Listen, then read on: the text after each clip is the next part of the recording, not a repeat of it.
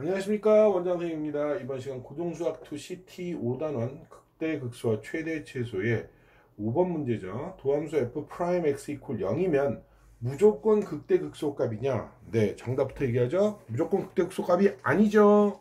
네, 왜냐?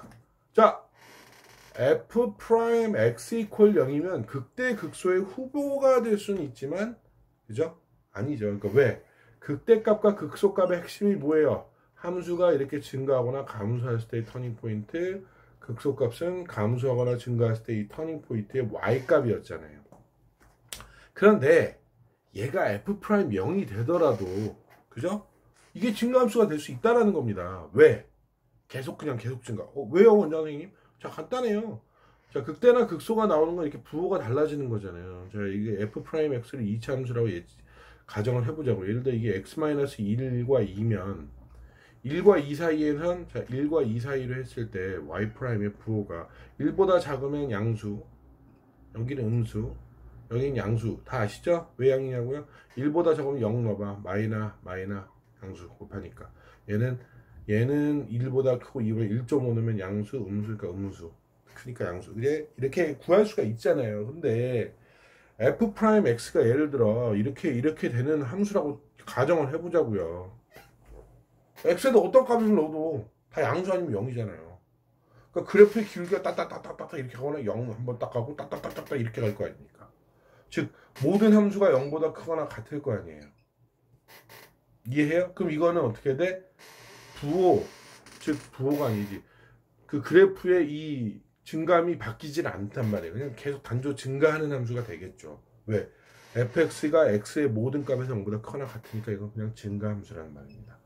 즉 x 이퀄 0이 되는 x 이퀄 2 값이 있지만 여기서도 역시 어떻게 돼? 극대 극소값이 같지 않는다라는 거죠. 즉 f 프라임 x가 얼마? 5번이죠. 5번. f 프라임 x가 0이 되더라도 어떻게 돼? 극대나 극소값이 아니다. 어떨 때? 전후의 부호가 동일하면. 이해돼요? 네. 굉장히 중요한 파트입니다. 이제 오늘 제가 이제 이 얘기를 하고 6번을 얘기하면서 이제 그래프 개형 얘기를 좀 할 겁니다. 아시겠죠?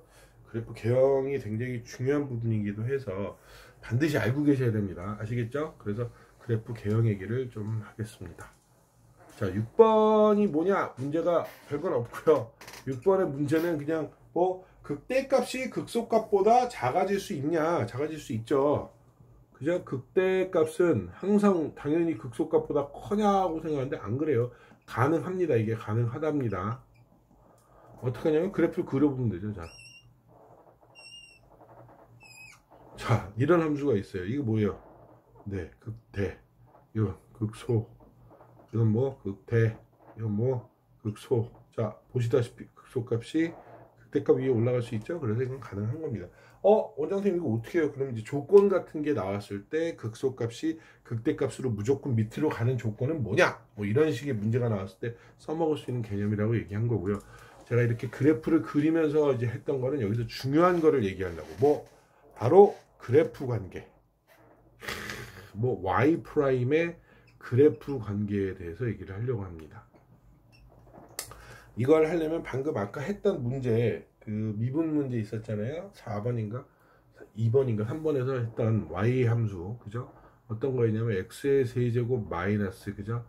4x제곱 6x제곱이었죠. 죄송합니다.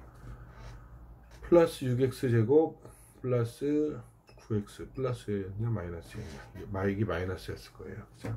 마이너스 9x 6x제곱 플러스, 아마 여기 1이 잡혀있을 거예요. 틀려도 상관없어요.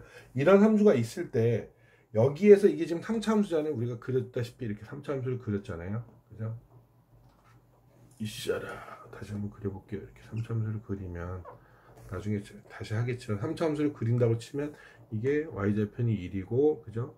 x 이퀄 1에서 아까 3 가졌었죠? 그리고 3에서 마이너스 1 가져서 아마 이런 함수였을 거예요. 이런 식으로. 이게 이제 이 함수, 이걸 fx라고 가정할게요. 자, 이게 fx 함수란 말입니다. 그죠? 1,3 3, 마이너스 1 y좌편 1 x좌편 이게 하나 더 있겠죠? x좌편 하나 더 있을 텐데 x절편이 3개 있죠. 있을 텐데 그건 별로 나중에 얘기하기로 하고, 이 함수를 가지고 설명을 해볼게요. 자, 여기서 극대값 극소값 존재에 대한 얘기를 했고, 자, 극대값 극소값을 판단하기 위해서는 이 함수를 미분을 했고요. 그죠? 미분하면 3x 제곱 마이너스 12x 플러스 9 이렇게 함수가 나타났습니다. 그리고 이걸 우리가 이렇게 아까 미분을 했었죠? 인수분해 했었죠? 그죠?